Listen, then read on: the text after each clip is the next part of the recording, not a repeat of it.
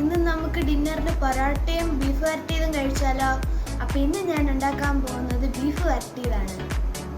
ഇതിനുള്ള ഇൻഗ്രീഡിയൻസ് എല്ലാം നെയ്യ്, തക്കാളി, ഉള്ളി, പച്ചമുളക്, ചെറിയ ഉള്ളി, ജിഞ്ചർ, കരിവേപ്പില, ഗാർലിക്ക്, പെരിഞ്ചീരകം, ഉലുവ, മുളക് പൊടി, മഞ്ഞൾപ്പൊടി, ഗരം മസാല, മല്ലിപ്പൊടി, ബീഫ്, ഉപ്പ്. ഞാൻ ബീഫ് വരട്ടിയത് ഉണ്ടാക്കാൻ പോകുന്നത് മൺകലത്തിലാണ്. ഞാനിപ്പോൾ ഗ്യാസ് ഓൺ ചെയ്യാണ്. നമുക്ക് 2 സ്പൂൺ നെയ്യാണ്. നെയ്യ് ഇട്ട് കഴിഞ്ഞിട്ട് നമുക്ക് ഈ ബീഫ് ഇടാം. ഇതിനകത്ത് നമുക്ക് മഞ്ഞൾപ്പൊടി ഇടാം, മല്ലിപ്പൊടി ഇടാം, മുളക് പൊടി ഇടാം, നമുക്ക് പച്ചമസാല ഇടാം, പെരിഞ്ചീരകം ഇടാം,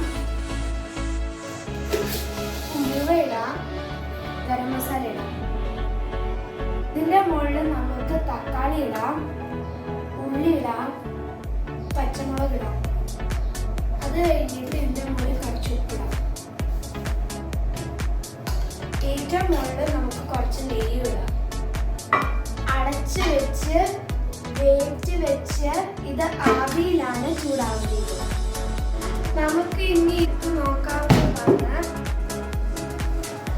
ഇപ്പൊ നമ്മുടെ ബീഫും മസാലയൊക്കെ റെഡി ആയിരിക്കുവാണ്. ഇനി നമുക്ക് നന്നായി തിളക്കാം ഈ ബീഫിനകത്ത് പിടിക്കാൻ. ഇനി അടച്ചിട്ട് ഒന്ന് സ്ലിമ്മിൽ വേവിക്കാനുണ്ട്. അത് കടുക് താളിച്ച് കൊടുക്കാം. നന്നായിട്ട് ഇളക്കാം.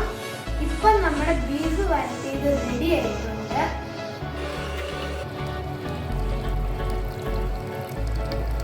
ഇതെന്റെ ചേട്ടായിയുടെ ഫേവറേറ്റ് ഡിഷാണ്. ചേട്ടാ ഇതൊന്ന് ടേസ്റ്റ് ചെയ്ത് നോക്ക്. സൂപ്പർ.